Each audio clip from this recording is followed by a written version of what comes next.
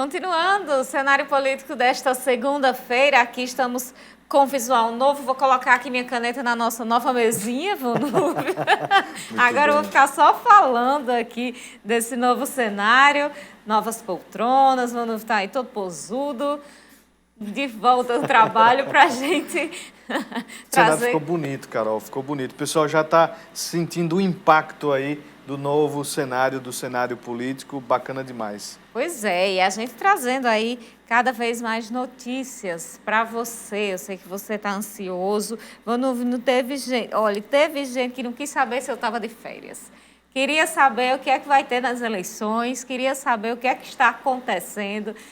Fica ligado aqui toda noite com a gente, que o que tiver de novidade você vai ver aqui no cenário político, sim. A gente tem participação do pessoal de casa, temos aqui o Antônio, que está assistindo lá de Caraúbas, viu, Vonúvio? Um abraço, meu amigo Antônio.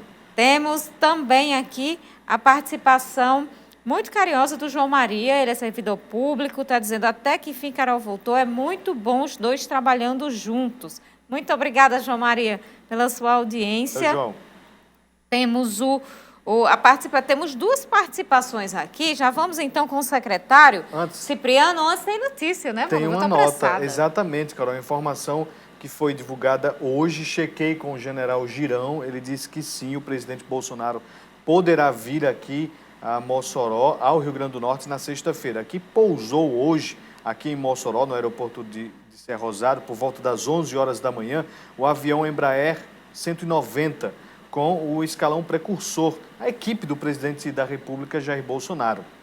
A equipe da presidência veio fazer uma averiguação do local para a visita do presidente em Mossoró. De acordo com a equipe, Bolsonaro deve estar aqui na cidade na sexta-feira que vem, e aí essa equipe faz toda a articulação, a logística, visualiza todos os espaços que serão visitados pelo presidente da República. Está aí o avião da Força Aérea Brasileira com a comitiva, essa que vem fazer a preparação. O presidente que está realizando uma agenda positiva nos estados do Nordeste, sexta-feira poderá estar aqui no Rio Grande do Norte, se tudo acontecer conforme planejado. Porque da última vez, lá no dia 11 de março, a pandemia do novo coronavírus impediu a vinda do presidente para um mega evento que estava sendo realizado aqui, que estava sendo preparado aqui na cidade. Pois é, essa mesma comitiva esteve aqui, fez a visita, mas aí eu acho que 1 ou 2 dias depois, a visita do presidente Jair Bolsonaro foi cancelada por conta da pandemia do coronavírus. O presidente Jair Bolsonaro está intensificando a sua agenda positiva aqui no Nordeste, especificamente no Nordeste, onde ele tem o maior índice de rejeição. O presidente Jair Bolsonaro não teve vitória em nenhum dos estados do Nordeste nas eleições de 2018. Na região Nordeste, existe uma ligação muito grande do eleitor com o petismo, Vonúvio.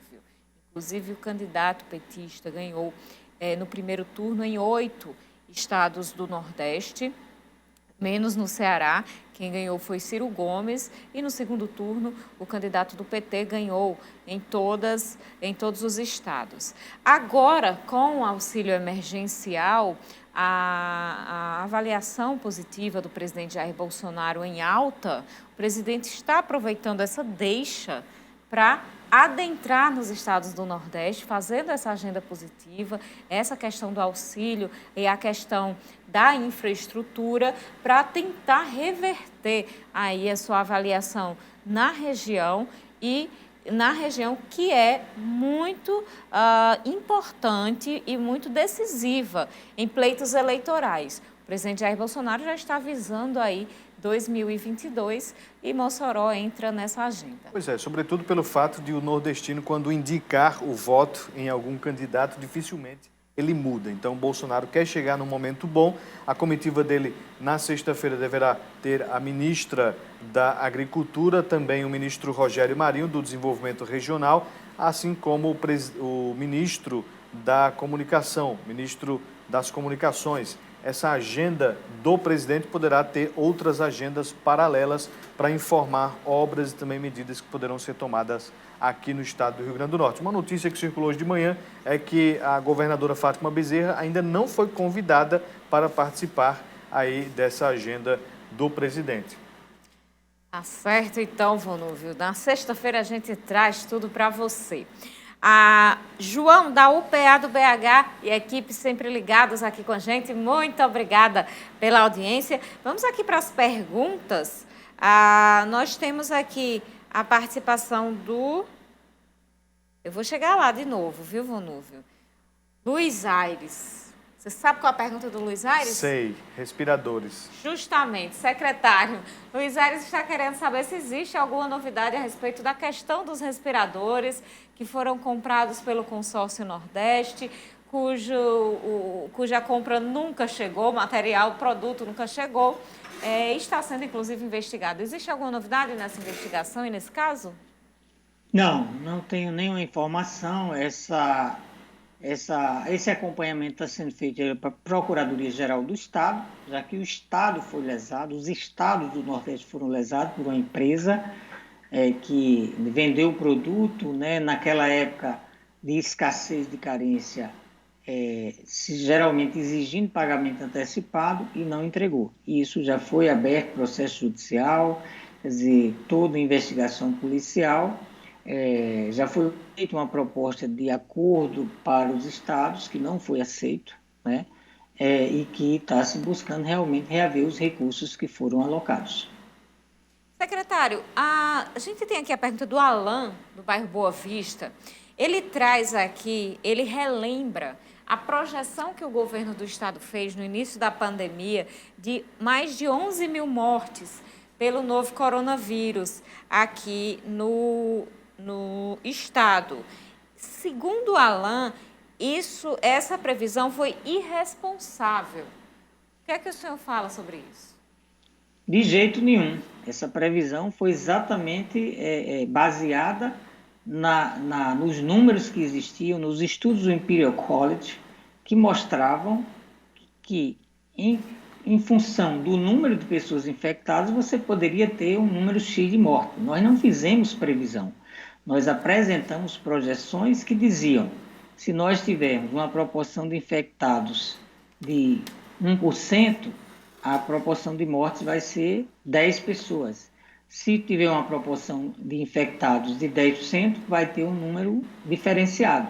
Esse número máximo era se você tivesse 70%, 50%, 70% da população contaminada, porque a letalidade da doença, em quase todos os países, ela tem se mostrado em torno de 0,5% a 1%. Então, se eu tenho 1 milhão de infectados, né, eu posso ter até 10 mil mortes. Então, isso foi o que foi apresentado, não era previsão, eram projeções. E apenas nós conseguimos, com todo sucesso, com toda a capacidade de isolamento e mobilização da sociedade, achatar essa curva. Mas hoje mostra que o potencial do vírus e a letalidade era crítica e precisava realmente de haver um alerta para a população. Nós já temos quase 2.100 mortes no estado, inclusive com mais de 200 outras mortes em investigação, né?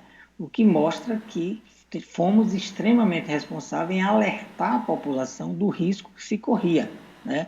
Então, de maneira nenhuma, as projeções, os modelos matemáticos, não foi uma coisa da cabeça do secretário, nem ninguém, foram os modelos matemáticos que projetavam na época o potencial de contaminação e com base na letalidade você fazia desenhos.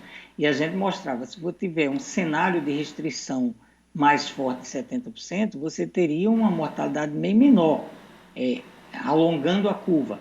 Nós chegamos a um meio termo e conseguimos alongar essa curva por mais de 3 meses. Quer dizer, o acumulado hoje é que chega a 2.000 e poucas mortes. Tivemos tempo, passado aquele período mais crítico, de estruturar uma rede de leitos de UTI em todas as regiões do estado, né?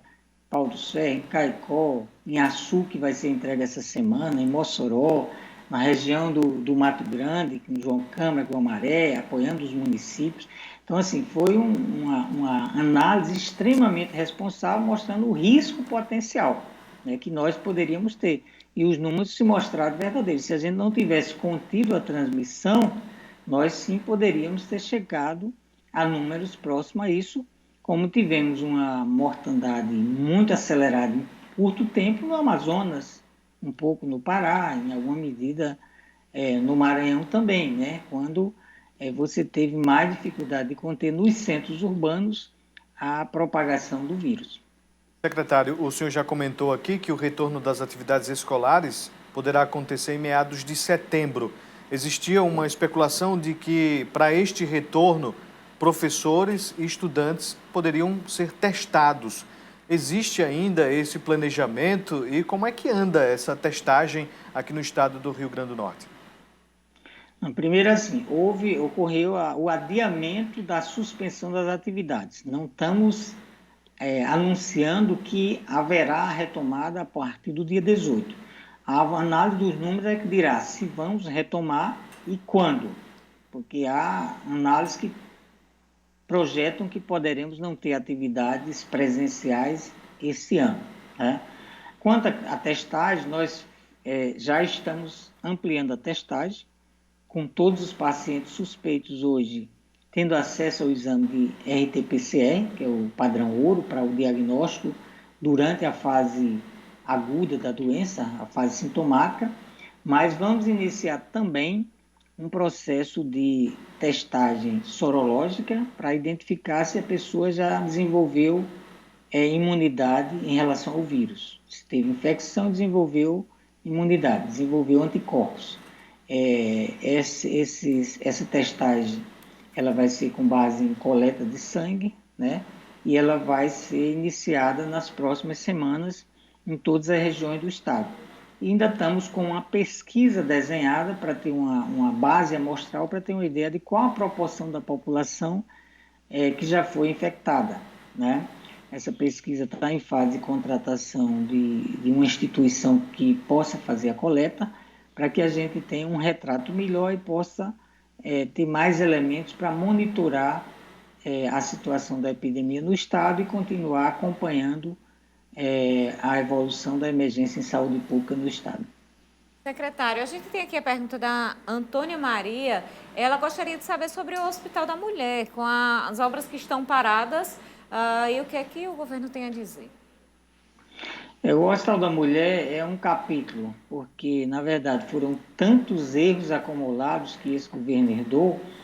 Inclusive, essa semana eu estava lendo o relatório que o secretário mineiro encaminhou para o Banco Mundial, relatando todos os erros e equívocos que vai desde o projeto de refrigeração, a falta de drenagem, de esgotamento, que tudo teve que ser corrigido.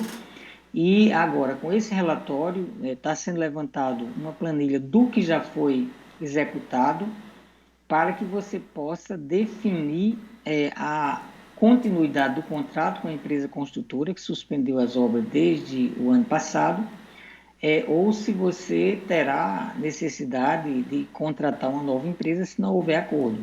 Então, esse processo está em curso, esse relatório foi enviado esses dias para o banco e nós esperamos que nas próximas semanas estejamos tomando a definição para realmente feito todo esse estudo sobre os custos, né, do projeto que venham a ser retomados para a efetiva contratação de retomada da obra, de aquisição dos equipamentos, para que o equipamento possa ser entregue, né, ao final de 2021, no máximo início de 2022. Houve realmente um retardo em função desse conjunto de erros de projeto que comprometeram todo o cronograma de execução das atividades, vem sendo corrigido desde então. O nosso tempo já está bem perto de acabar, mas ainda dá tempo de fazer uma pergunta sobre repasses do governo do estado ao Hospital da Liga contra o Câncer aqui de Mossoró.